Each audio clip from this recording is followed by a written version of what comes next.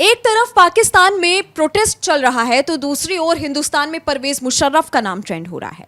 और खास बात यह है कि हिंदुस्तान में परवेज मुशर्रफ का नाम ट्रेंड होने के पीछे पीएम मोदी का नहीं बल्कि सीएम योगी का नाम भी आ रहा है। इस पूरे खबर में विस्तार से चर्चा करेंगे, लेकिन जब से यह खबर सामने आई है तब से ऐसी अटकलें लगाई जा रही हैं कि सीएम योगी ने अब ठान लिया है कि पाकिस्तान से जो भी जख्म मिले हुए हैं उसे अब बदला जाए। इस पूरे घटना में विस्तार से बात करने के लिए मेरे साथ अभिषेक मौजूद हैं। अभिषेक, पाकिस्तान का हाल क्या चल रहा है वो हम सभी जानते हैं, लेकिन हिंदुस्तान में परवेज मुशर्रफ का नाम ट्रेंड करने के पीछे क्या वजह है? उसकी वजह है 13 बीघा जमीन। जब हम लोग पहले कहानियां पढ़ते थे तो उसमें कई ज़मीन के टुकड़ों की कहानियां हैं और उसी कहानियों में से एक 13 बीघा ज़मीन की कहानी है।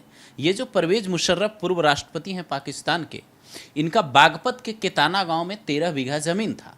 ये ज़मीन इनका भी नहीं है, टेक्निकली अगर देखें तो ये ज़मीन इनके भाई डॉक्टर जावेद मुशर्रफ का था।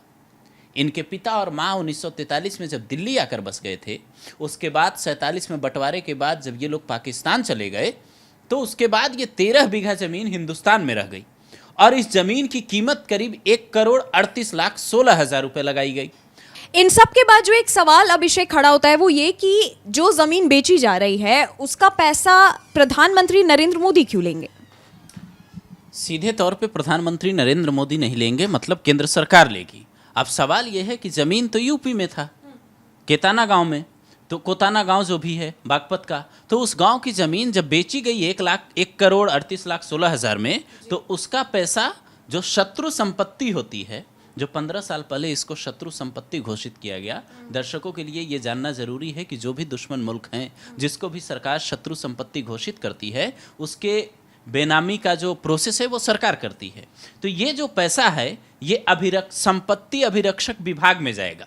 अब ये समझिए कि ये केंद्र सरकार के अधीन आता है, इसलिए आसान शब्दों में ये कहा जा रहा है कि ज़मीन योगी ने बेची लेकिन पैसा मोदी के पास जाएगा। अब सवाल यही है कि पाकिस्तान की जो ज़मीनें और भी क्या हिंदुस्तान में बची हैं जिनको इस तरीके से बेचे जाने की ज़रूरत है।